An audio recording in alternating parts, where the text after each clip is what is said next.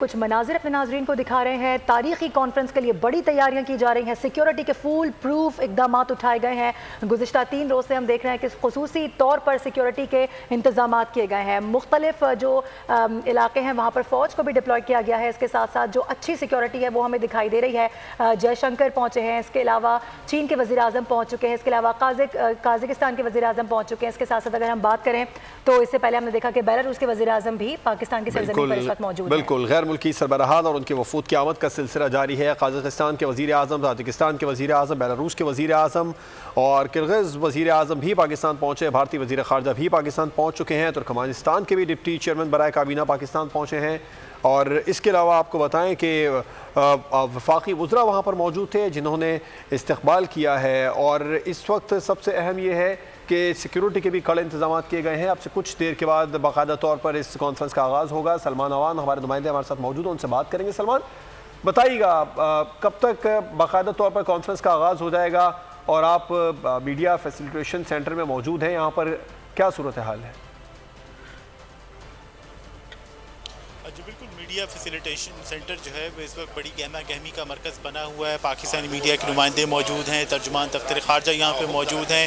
اب سے کچھ دیر پہلے سابق نگران وزیر اعظم انوار الحق کاکڑ بھی یہاں تشریف لائے تھے، تو یہاں پہ بڑی زبردست گہما گہمی ہے۔ انٹرنیشنل میڈیا کے نمائندے ہیں، بھارتی میڈیا کے نمائندے بھی موجود ہیں، پاکستانی جرنلسٹ بھی موجود ہیں جو کہ اپنی فرائض کی ادائیگی کے لیے بالکل چوکس ہیں، تیار، اور یہاں سے ہم اپنا کام جو ہے وہ بھی صبح سے کر رہے ہیں۔ آج کا جو مین فوکس ہے، آج کی جو کانفرنس کی ایکٹیویٹیز ہیں، اس میں سب سے امپورٹنٹ ہے وہ گیسٹ کی ارائیول ہے۔ چائنیز پرائم منسٹر سب سے پہلے پاکستان پہنچے تھے گزشتہ روز، لی چیانگ، اور اس کے بعد ان کی پاکستانی قیادت کے ساتھ ملاقاتیں بھی ہوئی ہیں۔ اس کے بعد آج آنے والے وزرائے اعظم میں کرغزستان کے وزیر اعظم سر فہرست ہیں۔ سب سے پہلے وہ اسلام آباد پہنچے، اس کے بعد پھر ہم نے دیکھا بیلاروس کے پرائم منسٹر یہاں پر تشریف لائے، رومان گلوفچینکو، اور ان کا استقبال وفاقی وزیر اعظم تارڑ نے کیا۔ اسی طرح جو دیگر ممالک کے رہنما ہیں، جس کے اندر ترکمانستان میں ڈپٹی چیئرمین کیبنٹ منسٹرز جو ہیں راشد میریدوف، وہ یہاں پر تشریف لائے، اور اس کے ساتھ ساتھ بھارت کے وزیر خارجہ سبرامنیم جے شنکر بھی پاکستان پہنچے ہیں۔ اسلام آباد پہنچنے پر ان کا استقبال دفتر خارجہ کے اعلیٰ حکام نے کیا۔ اور اس کے علاوہ جو دو موسٹ امپورٹنٹ مہمان ہیں یا گیسٹ ہیں جن کی آمد کا انتظار کیا جا رہا ہے، وہ ایران کے اول نائب صدر رضا عارف، اور اس کے ساتھ ساتھ رشین پرائم منسٹر میخائیل میشوستن، ان کی آمد کا انتظار ہے، جبکہ دیگر تقریباً تمام مہمان جو ہیں وہ اسلام آباد تشریف لا چکے ہیں، اور ان کا استقبال جو ہے وہ کیا گیا ہے پاکستانی حکام کی جانب سے۔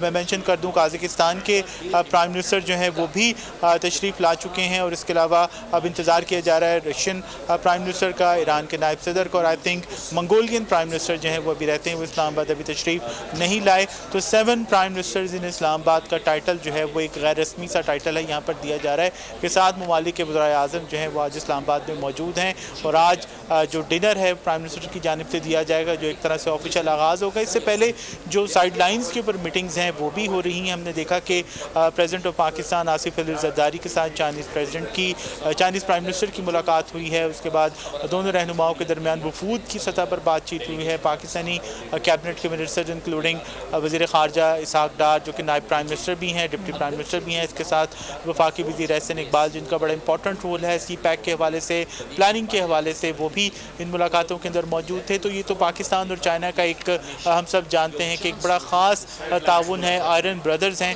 اور اس کے علاوہ ہم بات کریں، اب سے کچھ دیر پہلے تاجک وزیر اعظم کی ملاقات ہوئی ہے prime minister of Pakistan Shehbaz Sharif سے، اور اس ملاقات میں یقینی طور پر پرائم منسٹر نے ان کا خیر مقدم کیا۔ دونوں جانب سے SCO کی اہمیت کو اجاگر کیا گیا، اور خاص طور پر جو دو طرفہ تعلقات ہیں ان کے اوپر بھی بات کی گئی۔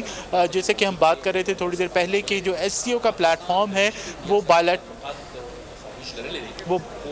بائیلیٹرل ریلیشن کے اوپر بات کرنے کی اجازت نہیں دیتا، اس کے اوپر بائیلیٹرل ایشوز نہیں اٹھائے جا سکتے، لیکن جو ان ممالک کے درمیان جو مشترکہ ایجنڈا ہے جو کہ تجارت کا ہے، ٹریڈ کا ہے، اکانومی کا ہے، کنیکٹیوٹی کا ہے، اس کے اوپر جو ہے SCO کے اوپر بات ہوگی۔ اور یہی SCO کا ایم ہے کہ جو کہ دنیا کے 40% رقبے کو، آبادی کو ریپرزینٹ کرتی ہے یہ تنظیم، اور اس کے اندر دنیا کے اہم ترین ممالک شامل ہیں، آبادی کے لحاظ سے، اپنی پاور کے لحاظ سے، اپنی معیشت کے لحاظ سے، اپنے تاریخی اثر असर रसूख के हवाले से, तो ये तमाम ममालिक जो हैं और ये तंजीम जो है बड़ी इंपॉर्टेंस की हामिल है। और कल जब इसका इजलास होगा हम देखेंगे कि इसी हवाले से, इसी पहलू को मद्देनज़र रखते हुए ख़ासतौर पर इकॉनमी और ट्रेड की हम बात कर रहे हैं, इसको फ़रोग़ दिया जाएगा। और पाकिस्तान जो है वो ख़ास तौर पर इन दिनों पाकिस्तान की मईशत मुश्किलात का शिकार है। मुश्किलात से हम निकल आए हैं, कड़े दौर से निकल आए। अब पाकिस्तान को ज़रूरत है कि वो अपनी एक्सपोर्ट्स में इजाफा करे, तो उसके लिए जो शंघाई ताउन तंजीम का प्लेटफॉर्म है वो बड़ा एक बेहतरीन और मददगार प्लेटफॉर्म साबित हो सकता है। सब्सक्राइब करें और बेल दबाएं ताकि कोई खबर रह न जाए।